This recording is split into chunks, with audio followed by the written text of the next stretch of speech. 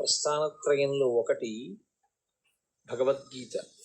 సాక్షాత్తు కృష్ణ భగవానుడే కురుక్షేత్ర యుద్ధ భూమి యందు అర్జునునకు బోధించినటువంటి సమస్త ఉపనిషత్ సారాంశము. అన్ని ఉపనిషత్తుల యొక్క సారము భగవద్గీత యందే ఉన్నది. సాక్షాత్తు ఈశ్వరుడైనటువంటి కృష్ణుడే జగద్గురువుగా నిలబడి వసుదేవసుతం దేవం కంసచాణూరమర్దనం దేవకీ పరమానందం కృష్ణం వందే జగద్గురుం. జగద్గురువు అయినటువంటి కృష్ణుడు. జగద్గురువు అయినటువంటి కృష్ణుడు అంటే ఆయన జగత్తును ఉద్దేశించి చెప్పలేదుగా భగవద్గీత. మరి జగద్గురువు అని ఎందుకు కీర్తింపబడ్డాడు అంటే, ఒక దేశము ఒక కాలమునకు కట్టుబడేది కాకుండా ఆయన చేసినటువంటి బోధ ఏదైతే ఉందో అది యుగములు దాటిపోయినా సరే తరించాలనుకునే వాళ్ళందరూ ఎక్కవలసినటువంటి సోపానములనన్నింటినీ కృష్ణ పరమాత్మ గురువుగా కూర్చుని ఆ రోజు చేసినటువంటి బోధ అర్జునుణ్ణి మిషగా పెట్టుకుని చెప్పినప్పటికీ అది జగత్తులో ఉన్న ఎవ్వరికి, ఏ ప్రాంతంలో ఉన్నవారైనా, ఏ కాలమునందున్నవారైనా అన్వయించుకుని దాన్ని ఆదర్శంగా ఆచరణాత్మకంగా స్వీకరించిన వారందరూ భగవద్గీత వలన మోక్షప్రాప్తిని పొందగలరు కనుక ఆయన జగద్గురువుగా నిలబడ్డారు. తరువాతి కాలంలో వచ్చిన జగద్గురు శబ్దానికి అర్థం కూడా అది. అందుకని కృష్ణం వందే జగద్గురుం. అటువంటి మహానుభావుడు ఆ భగవద్గీతని బోధ చేసి ఉన్నారు. అయితే చిత్రమైనటువంటి విషయం, అర్జునుడితో కృష్ణ భగవానుడికి చాలా కాలం నుంచి సాన్నిహిత్యం ఉంది, కానీ ఆయన భగవద్గీత బోధ చెయ్యలేదు. కురుక్షేత్ర యుద్ధ భూమి యందు మాత్రమే బోధ చేశారు. అసలు విచిత్రం ఏమిటంటే, సనాతన ధర్మంలో అత్యంత ప్రముఖమైనటువంటివి ఏ ఉన్నాయో అవన్నీ కూడా కేవలం ఒక్క వ్యక్తికి మాత్రమే చెప్పబడ్డాయి. అనేక మందిని కూర్చోబెట్టి చెప్పినవి కావు. ఏవేవి చాలా గొప్పవని మనం అనుకుంటామో అవన్నీ ఒక్కరికే చెప్పారు. శ్రీరామాయణంలో సంక్షేప రామాయణాన్ని నారద మహర్షి వాల్మీకి ఒక్కరికే చెప్పారు. అలాగే ఆదిత్య హృదయాన్ని అగస్త్య మహర్షి రామచంద్రమూర్తికి ఒక్కరికే యుద్ధభూమిలో చెప్పారు. భాగవతాన్ని పరీక్షిత్తుకి ఒక్కడికే శుకబ్రహ్మ చెప్పారు. భగవద్గీతని కురుక్షేత్ర సంగ్రామ భూమి యందు అర్జునుడికి ఒక్కడికే కృష్ణ పరమాత్మ బోధ చేశారు. అది సరి అయినటువంటి సమయం ఆసన్నమైంది అనుకునేంత వరకు ఆయన బోధ చేయలేదు. ఇప్పుడు అర్జునుడు వినడానికి తగిన సమయాన్ని పొంది ఉన్నాడు అని ఆయన అనుకున్నప్పుడు మాత్రమే ఆ బోధ చేశారు. ఆ చేయబడినటువంటి బోధ ఏదో కాకతాళీయంగా 4 మాటలు చెప్పినట్లుగా ఉండదు. అసలు భగవద్గీత యొక్క ఆవిర్భావమే అంత గంభీరంగా ఉంటుంది. అసలు దాని ప్రారంభమే ఒక యోగంతో, అర్జున విషాద యోగంతో ప్రారంభమైంది. అటువంటి భగవద్గీతని గురించి పెద్దలు ఒక్క శ్లోకంలో దాని యొక్క గొప్పతనాన్నంతటినీ చెప్తారు. సర్వోపనిషదో గావః దోగ్ధా గోపాలనందన పార్థో వత్సః సుధీర్భోక్త దుగ్ధం గీతామృతం మహత్ అంటారు. అది సర్వోపనిషదో గావు. ఆవులు ఉపనిషత్తులు. ఉపనిషత్తులు ఆవులైతే ఉపనిషత్తులు ఉండేది వేదముల యొక్క చివర ఉంటాయి. వాటికి ఆ పేరు రావడం వెనకాతలే ఒక రహస్యం ఉంది. అసలు దాని పేరే ఉపనిషత్. ఉపనిషద్ అన్న మాటకి 2 అర్థాలు. ఒకటి, ఉపనయనం అయిన తర్వాత గాయత్రీ మంత్రం చెయ్యడానికి కావలసిన అధికారము సిద్ధించిన తరువాత గురువుగారికి దగ్గరగా కూర్చుని బ్రహ్మజ్ఞానమును పొందేటటువంటి అవకాశాన్ని బ్రహ్మచారి పొందితే ఉపనిషద్. పక్కన కూర్చున్నాడు, పక్కన కూర్చుని ఉప శబ్దము చేత దగ్గరగా కూర్చుని గురువుగారి దగ్గర వినడానికి కావలసిన యోగ్యతని పొందడం ఉపనిషదే. షద్ జీర్ణం అవడం కానిది, జీర్ణము కానిది లోకంలో బ్రహ్మం ఒక్కటే. జీర్ణము కానటువంటి బ్రహ్మమునకు దగ్గరగా గురువు గారు తన యొక్క బోధ చేత తీసుకుని వెళ్ళడం కూడా ఉపనిషద్. అందుకే ఉపనిషత్తులన్నీ కూడా గురు శిష్య సంవాదంగా ఉంటాయి తప్ప అవి అనేక మందికి చేసిన బోధలు కావు. యోగ్యుడైనటువంటి శిష్యుడు మాత్రమే గురువుగారి దగ్గర నేర్చుకుంటాడు. ఆ యోగ్యత శిష్యుడు పొందాడు అని నిర్ధారించవలసింది లోకంలో ఇంకెవ్వరూ కాదు. అది ఒక్క గురువుకు మాత్రమే ఉన్న అధికారం.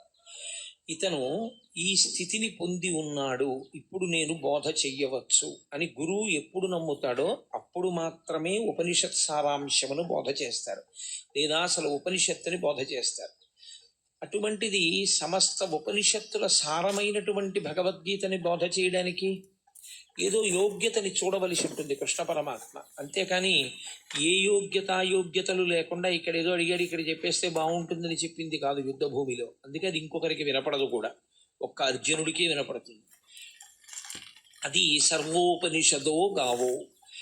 ఆ ఆవులు ఉపనిషత్తులు. ఉపనిషత్తులన్నీ ఆవులుగా వచ్చి నిలబడితే దోగ్ధ గోపాల నందన. నందన అన్న శబ్దం కొడుక్కి వేస్తారు సాధారణంగా. కొడుక్కి వేసే శబ్దం నందన. యశోదానందన, దేవకీ నందన, అలా. ఎవరికి నందనుడైతే వారికి ఆయన నందనుడు అంటే ఆనందమునిచ్చువాడు. గోపాలనందన అంటే తండ్రి శబ్దము చేత చెప్పబడినవాడు కాడు, గోపాలురందరికీ ఆనందమునిచ్చేవాడు. ఎవరా గోపాలురు అంటే ఆయన జన్మించినప్పుడు అంత సౌలభ్యంతో వచ్చింది కృష్ణావతారం. పుట్టినప్పుడు మాత్రం ఏదో ఎవ్వరికీ అందుబాటులో లేనటువంటి స్థితిలో జన్మించిన వాడు కాడు. అందరికీ అందుబాటులో ఉండడానికి ఎంతగా ఆచారనిష్ట తెలియని వాళ్ళు ఉంటారో అటువంటి వారి మధ్య పుట్టాడు. తల కడిగితే మొలకడగరు, మొలకడిగితే తల కడగరు. అంత ఆచారం తెలియనటువంటి గోపాల బాలుర మధ్య జన్మించాడు. అందుకే ఏ పాములెరుగక ఏ పారుమేటికి పశుల కాపరింట పాము కలిగి, ఏ కర్మయును లేక వెలయునొక్కడికిని జాతకర్మంబులు సంభవించి, ఏ తల్లి చనుబాలు ఎన్నడెరుగని ప్రోఢ తల్లి యశోద చనుల పాలు త్రవనిరిగి, ఏ హాని వృద్ధుల నిరుగని బ్రహ్మంబు పొదివిటిలో వృద్ధి పొందనుంది, ఏ చదువులనైన ఇట్టిట్టిదనరాని అర్థం అవయవములయందు అందముంది అని ఆ కృష్ణ పరమాత్మ యొక్క జన్మ విశేషం గురించి భాగవతంలో పోతన గారు అంటారు. అందరికీ అందుబాటులో ఉండేటటువంటి గోపాల బాలుడిగా గోపాల బాలుర మధ్య జన్మించాడు. వాళ్లతో కలిసి ఆడుకున్నాడు, వాళ్లతో కలిసి తిరిగాడు. నిజానికి ఆ వచ్చినటువంటి గోపాలురందరూ కూడా మహర్షులు. మహర్షులందరూ గోపాల బాలురుగా వచ్చారు. కాబట్టి దోగ్ధ గోపాలనందన, పాలు పిండేటటువంటి వాడు కృష్ణ పరమాత్మ. ఆ పాలు పిండడానికి దేంట్లోంచి ఆ పాలు వస్తాయో ఆ ఆవులు ఉపనిషత్తులు. ఉపనిషత్తులు బ్రహ్మమును ప్రతిపాదన చేస్తాయి. ఉపనిషత్తుల యొక్క సారాంశమును చెప్పాలన్నా, ఉపనిషత్ చెప్పాలన్నా తాను ఒక స్థాయిని చేరుకున్నవాడైతే తప్ప చెప్పడానికి అర్హతని పొందడు. కృష్ణ పరమాత్మ జగదాచార్యుడు. అసలు ఆ మాటకొస్తే ప్రతిపాదింపబడవలసినటువంటి బ్రహ్మము ఏది ఉన్నదో అది తానే అయ్యున్నవాడు. బ్రహ్మమును ఎరుగుట చేత తాను బ్రహ్మమవుతాడు ఎవరైనా. బ్రహ్మవిద్ బ్రహ్మైవ భవతి అని. కానీ ఆయన బ్రహ్మవిద్ బ్రహ్మైవ భవతి కాడు, ఆయన స్వయముగా బ్రహ్మము, పరమేశ్వరుడు. అటువంటి కృష్ణుడే ఆచార్యుడయ్యాడు. గురువుకి బ్రహ్మమునకు తేడా చెప్పడం సనాతన ధర్మంలో ఉండదు. గురుర్బ్రహ్మ గురుర్విష్ణు గురుర్దేవో మహేశ్వర గురు సాక్షాత్ పరబ్రహ్మ తస్మై శ్రీ గురవై నమః. అటువంటి గురువు అయ్యాడు. కాబట్టి సర్వోపనిషదో గావో దోగ్ధ గోపాలనందన. ఏ శిష్యుడి యొక్క స్థాయిని బట్టి ఎలా మాట్లాడాలో ఎలా చెప్పాలో బాగా తెలుసున్నటువంటి కృష్ణ పరమాత్మ గురువుగా, ఆ పాలు ఉపనిషత్తుల యొక్క పాలు పిండేవాడిగా, అంటే సమస్త ఉపనిషత్తుల యొక్క సారమైన భగవద్గీతని బోధ చేసేటటువంటి వాడిగా ఆయన నిలబడ్డాడు. పార్థో వత్స. ఆవు పాలివ్వాలి అంటే ఓ దూడ ఒకటి ఉండాలి తప్పకుండా. ఇప్పుడు ఆ దూడ ఏం చేయవలసి ఉంటుంది? ఆవు పాలు విడిచిపెట్టడానికి.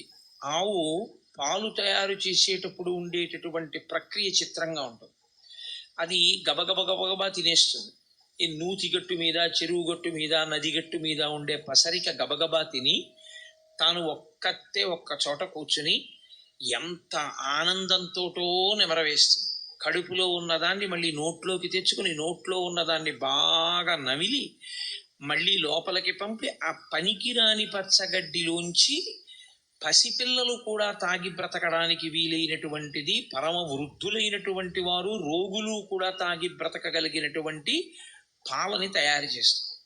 ఇంత గొప్ప పాలు కదా, పంచామృతములలో మొదటిది కదా, ఈ పాలతో శివలింగానికి అభిషేకం చేస్తే అంత మహాత్యం ఉంది కదా, ఈ పాలనివ్వడానికి కారణం, ఏ కారణానికి పాలిస్తుంది? దూడ యొక్క ఆర్తిని చూసి పాలిచ్చేస్తుంది.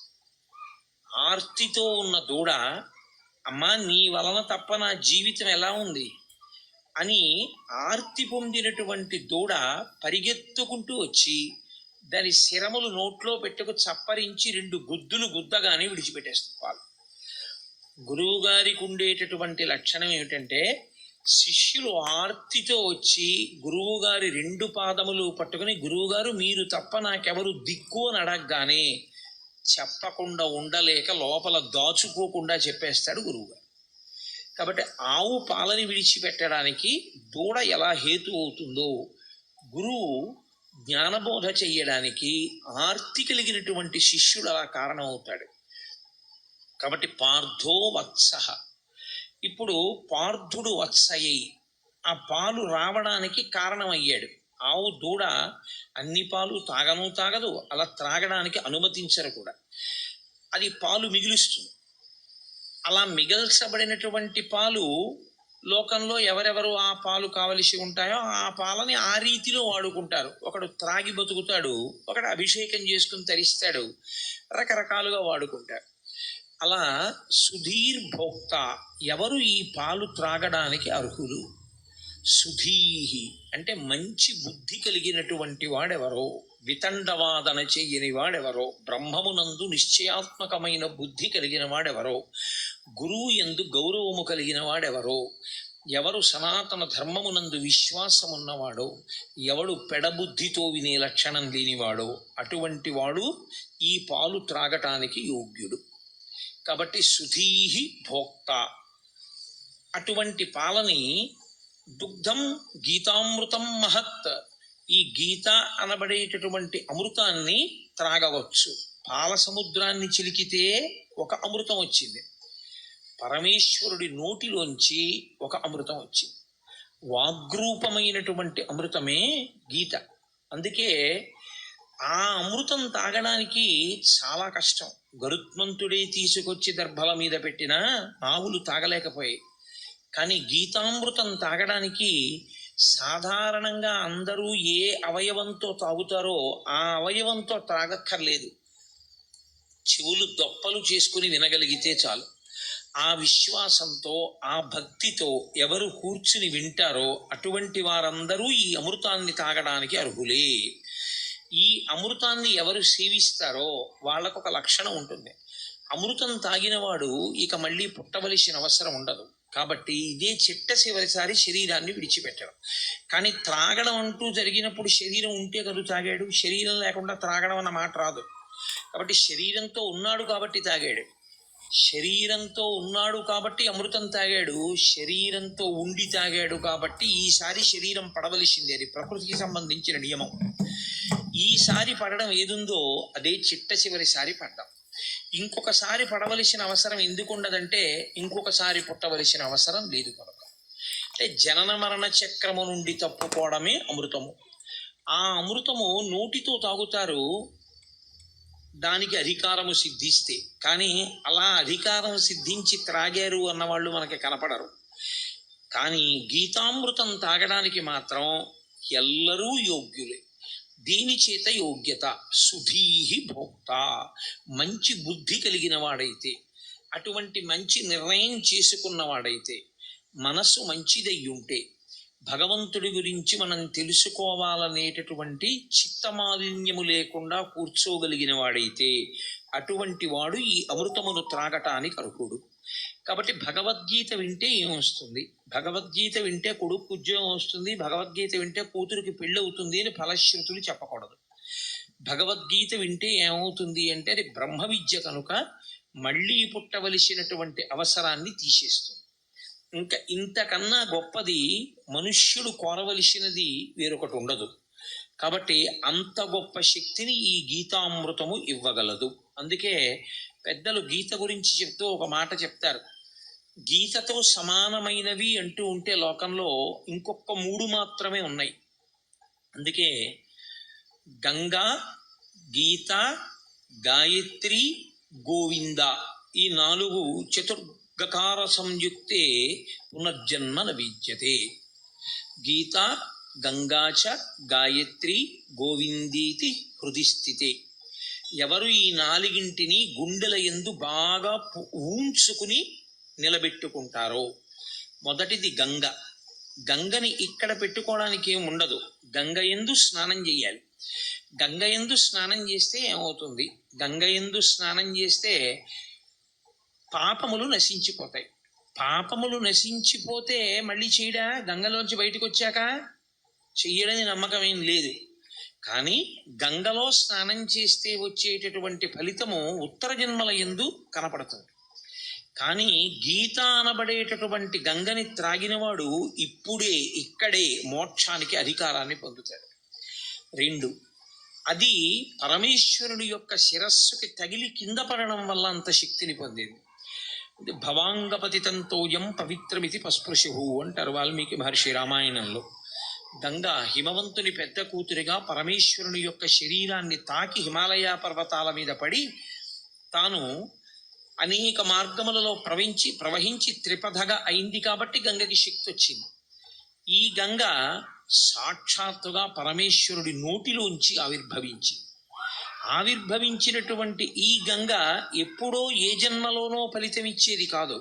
ఈ జన్మలో ఇప్పుడే ఇక్కడే ఫలితం ఇవ్వగలిగినది గీతామృతమనబడేటటువంటి గంగ. కాబట్టి నిజానికి గంగ కన్నా గీత ఒక పైమెట్టు మీదే నిలబడుతుంది. గీత గంగాచ గాయత్రి. గాయత్రి ఉపనయనము చేసుకోవడానికి అధికారం ఉన్న వాళ్ళందరూ గాయత్రి మహామంత్రాన్ని చేస్తారు. గాయత్రి మహామంత్రం అంత గొప్ప మంత్రం ఇక లోకంలో లేదు. అది మంత్రములకన్నిటికీ తల్లి అని పేరు దానికి. అందులో అడిగేది ఒకటే, ప్రచోదయాత్, మా బుద్ధులు ప్రేరేపింపబడుగాక అని అడుగుతూ ఉంటారు త్రిసంధ్యల యందు. కాబట్టి ఆ గాయత్రి బుద్ధిని మరల్చి ఈశ్వరుని యందు పెట్టి తాను తరించేటటువంటి అవకాశాన్ని గాయత్రి మాత ఇస్తుంది. గోవిందేతి, గోవిందుడు ఆ నామమే గొప్పది.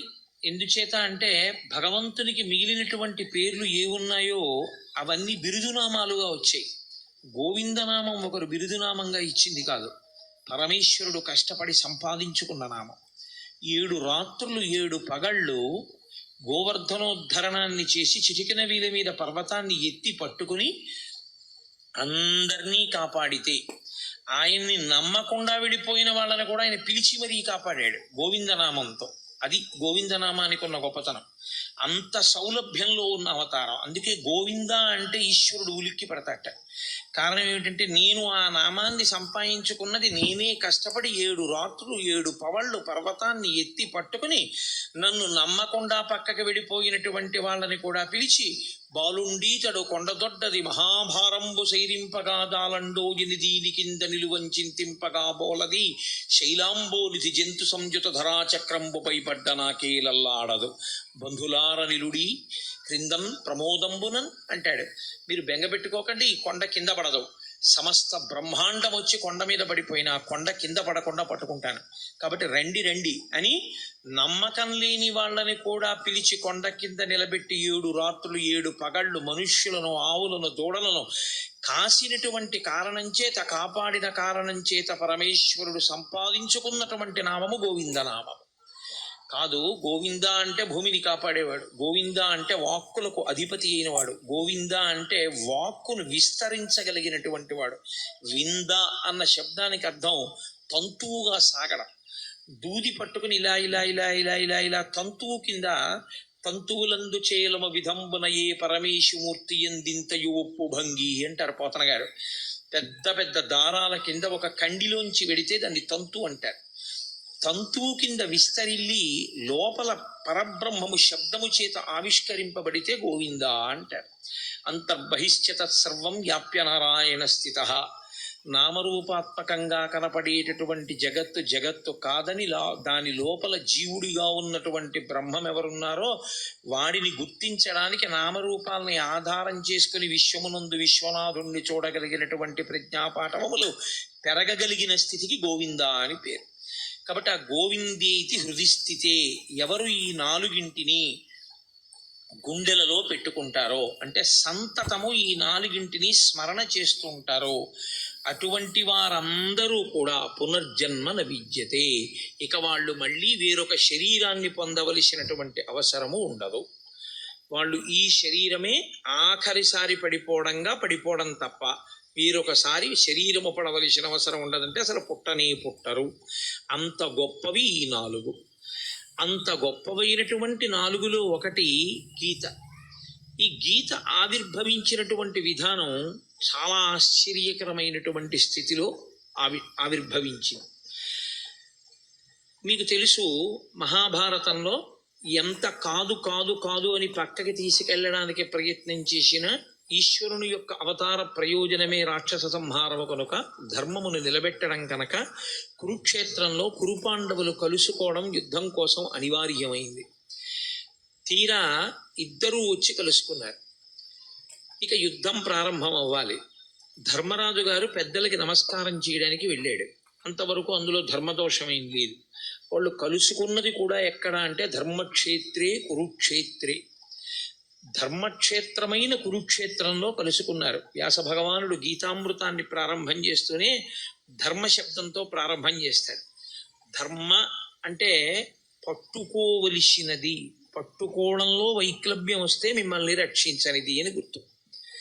నేను ఒక కుక్క నా మీదకి వస్తున్నప్పుడు నా చేతిలో ఉన్న కర్రని నేను జాగ్రత్తగా పట్టుకోవాలి. అసలు నేను కుక్కని చూసి వణికిపోవడంలో నా చేతి కర్ర జారిపోయింది అనుకోండి, అప్పుడు ఇక ఆ కర్ర నన్ను రక్షించదు. నేను పట్టుకుని ఉన్నంత కాలమే నన్ను రక్షిస్తుంది తప్ప పట్టుకోనికుండా ఉన్నది రక్షించేది కాకుండా పోయేది ఏది ఉంటుందో దానికి ధర్మం అని పేరు. అందుకే నేను తరచు మనవి చేస్తుంటాను. అమరకోశం ధర్మము అన్న మాటని వ్యాఖ్యానం చేస్తే ధ్రియతేవా జనైరితి ధర్మం అంటూ. ఉపన్యాసాలు చెప్పడానికి పనికొచ్చేది కాదు ధర్మం అంటే, పుస్తకాల్లో చదువుకోవడానికి పనికొచ్చేది కాదు ధర్మం అంటే. అందుకే కఠినమైన నేను మాట చెప్తూ ఉంటాను, ఉపన్యాసాలకి వెళ్ళడం దేవాలయంలోకి వెళ్ళడం కాదు ధర్మం అంటే, బొట్టు పెట్టుకోవడం ధర్మము అని చెప్తుంటాను. కాబట్టి ధర్మము అంటే ధ్రియతేవా జనైరితి ధర్మం, తాను అనుష్ఠించనిది తనని రక్షించదు. మీకెంత తెలుసు అన్నది మిమ్మల్ని ఎప్పుడూ రక్షించదు. వేదము ఏది చెప్పిందో అది మీరు పట్టుకోగలరా? ఎవరేది చెప్పారన్నది ప్రమాణము కాదు. నేను ఒకటి చెప్పచ్చు, ప్రమాణం కాదు. ఎంతటి మహాత్ముడైనా కావచ్చు, ఆయన చేసింది ప్రమాణం కాదు, ఆయన చెప్పింది ప్రమాణం కాదు. ఎక్కడి వరకు ప్రమాణం? వేదము చెప్పిన దానితో అంగీకరించి మాట్లాడితే అంతవరకే ప్రమాణం.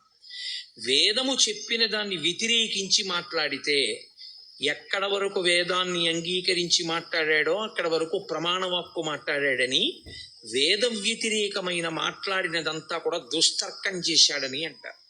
దుస్తర్కాస్తు విరమ్యతాం అంటారు శంకరాచార్యుల వారు. దుస్తర్కము చెయ్యవద్దు. వేదో నిత్యమధీయతాం తదుదితం కర్మస్వనుష్ఠీయతాం. వేదం ఎలా చెప్పిందో అలాగే చెయ్యాలి. వేదము దేనిని ప్రమాణంగా మాట్లాడిందో దాన్ని ప్రమాణంగా మాట్లాడాలి. అంతేకాని ఇప్పుడు ఎక్కడ కుదురుతుందండి అని మాట్లాడడానికి వీల్లేదు. వేదము ఏది చెప్పిందో దాన్ని అందుకోవడమే నీ ప్రయోజనం. అలా అందుకోలేకపోతే అది వ్యక్తిగా నీ బలహీనత ఏమో కానీ వేదం చెప్పినది ఎలా కుదురుతుందండి అన్న మాట మాట్లాడడానికి మాత్రం నీకు అధికారం లేదు. నేను నిత్యాగ్నిహోత్రం చెయ్యకపోతే నేను చెయ్యలేకపోవడం నా తప్పని చెప్పాలి.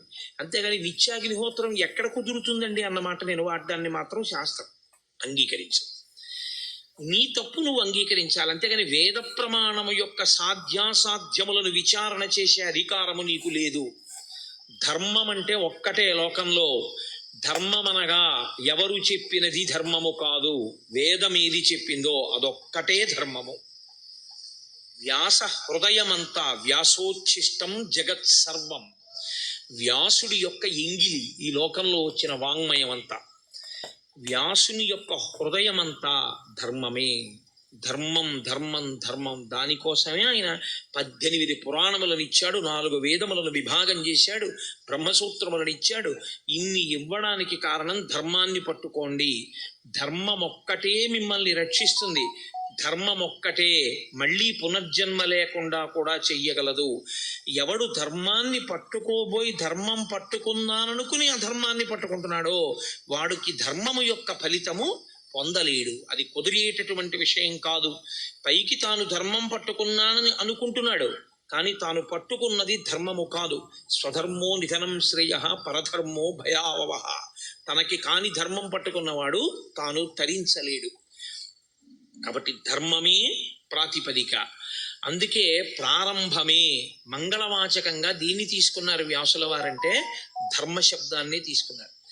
ధర్మక్షేత్రే కురుక్షేత్రే, కురుక్షేత్రమైనటువంటి ధర్మక్షేత్రంలో ఆ కురు పాండవులు ఇద్దరూ కూడా కలుసుకున్నారు. ఇక యుద్ధం ప్రారంభం అవ్వాలి. ఎవరి ధర్మం వారిది.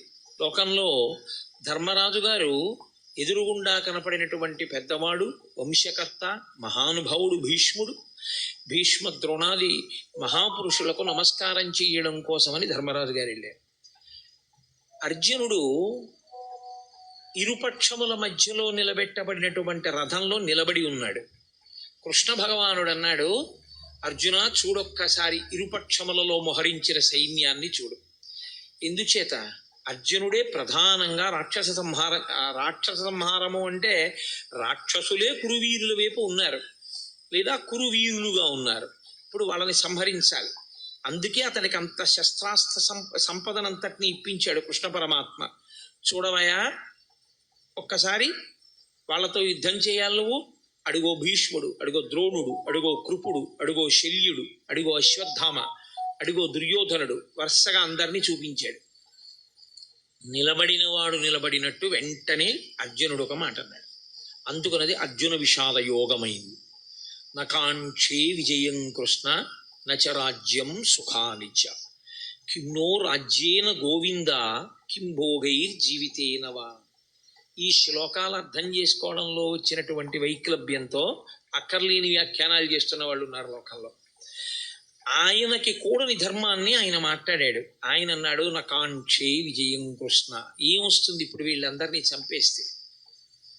విజయం వస్తుంది. విజయం వస్తే ఏమొస్తుంది? రాజ్యం వస్తుంది. రాజ్యం వస్తే ఏమొస్తుంది? ధర్మరాజు గారు సింహాసనం మీద కూర్చొని పరిపాలన చేస్తాడు. కానీ ఏమైపోతుంది? నా గురువు మరణిస్తాడు, మా తాతగారు మరణిస్తారు, నా అన్నదమ్ములు మరణిస్తారు, నా బంధువులందరూ చచ్చిపోతారు. ఇంతమంది చచ్చిపోయినటువంటి నెత్తుటి కూడు మిగులుతుంది. ఇప్పుడు ఈ నెత్తుటి కూడిని నేను తినవలసి వస్తుంది. మీరు చాలా జాగ్రత్తగా పట్టుకోవలసి ఉంటుంది భగవద్గీత ఆవిర్భావాన్ని. ఆయన వైరాగ్యమును పొందుతున్నాడు. చిచ్చి ఇవన్నీ ఏమిటంటున్నాడు. ఆయన ధర్మాన్ని మాట్లాడుతున్నాడు. వీళ్ళందరినీ చంపడం ఎందుకని? కానీ ఆ ధర్మంలో వైక్లభ్యం ఉంది, అది దిద్దాలి ఇప్పుడు కృష్ణ పరమాత్మ. వీళ్ళందరినీ చంపడం ఏమిటి? వీళ్ళందరినీ చంపేస్తే ఏమొస్తుంది? నాకేం మిగలదు. అందరినీ చంపేసిన వాడు అర్జునుడు అన్న పేరు వస్తుంది. ఇంతమందిని చంపేసి నేను రాజ్య పరిపాలన మొదలు పెడితే నిన్నటి వరకు నా కంటి ముందు ఉన్నటువంటి తాతలు, తండ్రులు, గురువులు, బంధువులు, స్నేహితులు ఇంతమంది మరణించిన తరువాత నేనొక్కడిని మిగిలితే నేను పొందేటటువంటి సంతోషం ఏమిటి? కాబట్టి నాకొద్దు ఈ ఈ యుద్ధము వద్దు, ఈ విజయము వద్దు, ఈ రాజ్యము వద్దు. ఇప్పుడు ఆయన ఎంత భయవిహ్వలుడైపోయాడంటే అంతటి మహావీరుడైనటువంటి అర్జునుడి చేతులు వణికిపోయాయి. వణికిపోవడంలో ఆయన చేతిలో ఉన్నటువంటి గాంధీవం జారి కింద పడిపోయాయి. కింద పడిపోతే తాను ఎలా నిలబడ్డాడో అలా నిలబడ్డవాడు నిలబడ్డట్టే నీరసం ఆవహించేసి చతికిల పడిపోయాడు. నీరసం ఆవహించి చతికిల పడిపోయాడు అంటే ఆయన శరీరంలో ఇప్పుడు ఏదో ఆరోగ్యపరమైన సమస్య తలెత్తలేదు. ఆయనకి శరీరంలో ఎంత ఆరోగ్యం ఉండాలో అంత ఆరోగ్యము ఉంది, ఎంత బలం ఉండాలో అంత బలము ఉంది. కానీ శరీరమునందుండవలసినటువంటి బలాన్ని, శరీరమునందు ఉన్నటువంటి ఆరోగ్యాన్ని ఏది పాడు చేసేసింది అంటే బలహీన పడిపోయినటువంటి మనస్సు పాడు చేసేసింది. ఇది చాలా గొప్ప విషయం. మీరు ఎంత బలవంతులు అన్నది కాదు, మీ మనస్సు ఎంత జవంతో ఉన్నది అన్నది ప్రధానం. మనస్సుకి జవం లేనివాడు శరీరంతో ఎంత బలం ఉండనివ్వండి ఉపకారం చేయలేడు. ఎందుచేత అంటే మనస్సు భయానికి కానీ శంకకి కానీ లోనైపోయింది అనుకోండి, తాను ఆత్మరక్షణలోకి పడిపోయి ఒక రకమైనటువంటి భయానికి లోనవుతాడు. భయానికి మారుపేరే శాస్త్రంలో మృత్యు సమయమునందు ఎలా ఆలోచనలు పొసగవో భయవిహ్వలుడైనటువంటి వ్యక్తికి కూడా సరి అయిన ఆలోచన విధానం రాదు. కాబట్టి ఇప్పుడు అంత భయపడిపోయినటువంటి అర్జునుడు అన్నాడు, ఇప్పుడు దుర్యోధనుడు ఒక బాణం వేసో ఓ కత్తి పెట్టో నన్ను చంపేస్తే చచ్చిపోతాను. చచ్చిపోతే ఏమవుతుంది? నేను చనిపోతే చనిపోయాను, కానీ నా వారందరూ బ్రతుకుతారు.